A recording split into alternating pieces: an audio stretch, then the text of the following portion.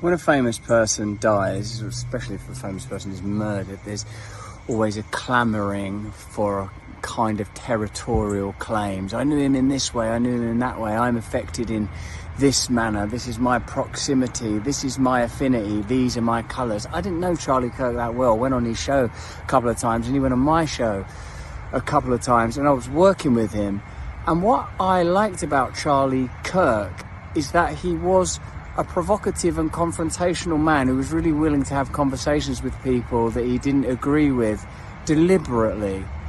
And it seems that that's in part the inspiration for his murder and assassination. This is going to impact a lot of people because he's the first person from this space to be assassinated.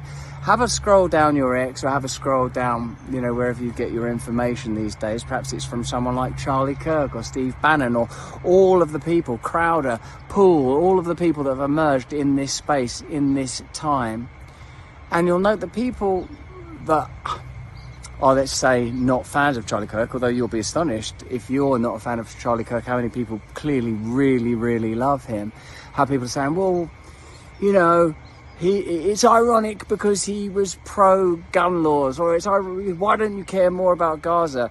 And I, for one, do really care about Gaza, and I do really care about death everywhere. And what I really admire about Charlie Kirk and find particularly sad about his passing is that if all of us were more willing to have conversations with people we disagreed with and to try to be non-judgmental, not to say that he wasn't something of a provocateur, that he was an orator, he liked rhetoric, he liked dialectic, he liked getting into it with people.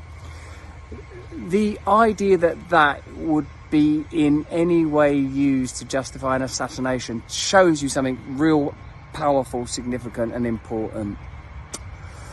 We're living in this kind of compounded momentum of online hate. What I mean by that is that there's so much incendiary invective, and that person should be killed, F around and find out. So how would you feel if they were bombing Mexico or bombing Scotland?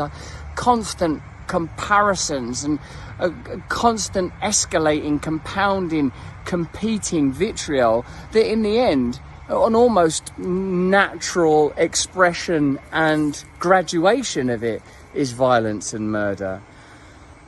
What I also feel moved by is that Charlie Kirk's a Christian. He believes in the resurrection of Christ Jesus. He believes that Christ Jesus died for you and for me. He believes that Christ Jesus has no favourites. He understands, or understood, that we're all gonna die, and if we turn away from sin, we may be redeemed and we may rise again with Jesus. And I tell you, man, with this fracturing, fragmenting culture right now, with people just almost competing to say the smartest thing, the most sanctimonious thing, the most sentimental thing, it might be time for us to really consider some different ideas. And by different ideas, I mean ideas that we discarded. Ideas like the supreme thing you can do is sacrifice yourself for what you believe in. Charlie Kirk, I'll tell you this, he believed in what he said. And I think Charlie Kirk, if he'd known that saying what he believed in would lead to his murder, even though he was a father of 2 young children and a husband, I think he still would have done it. How many people in the chat criticising him and saying, why aren't you saying this about Gaza or that about gun control or whatever? How many of them would die for what they believe in? Charlie Kirk has died for what he believed in. He's been killed for what he believed in. And a lesson we can take from it perhaps is face-to-face conversations, even difficult ones, are necessary and certainly favourable to ongoing polarisation, particularly when that polarisation leads to out-and-out murder. As a Christian, I pray for my brother Charlie Kirk, and I pray for Erica and his family, and I pray for other people in this space like me, because the fact is there ain't loads of people in this space, of people that are online mouthy people on the left or right. One thing I'll be thinking of how can I communicate with people that I disagree with lovingly and compassionately and intelligently, the way Charlie Kirk talked to me when I was at the beginning of becoming a Christian, when he told me that Romans is the Christian constitution, and maybe that's a constitution that we should all look at. a constitution that focuses on our status as adopted sons of the Most High, not material beings vying with one another just to be right online.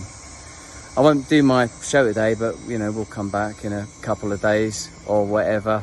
And, you know, if you don't think Charlie Kirk's death is significant enough to warrant that, then you can ally it to whatever cause you believe in, because I believe in everyone's right to have free speech, and I believe in everyone's right to live freely with one another and to find God between one another and within one another.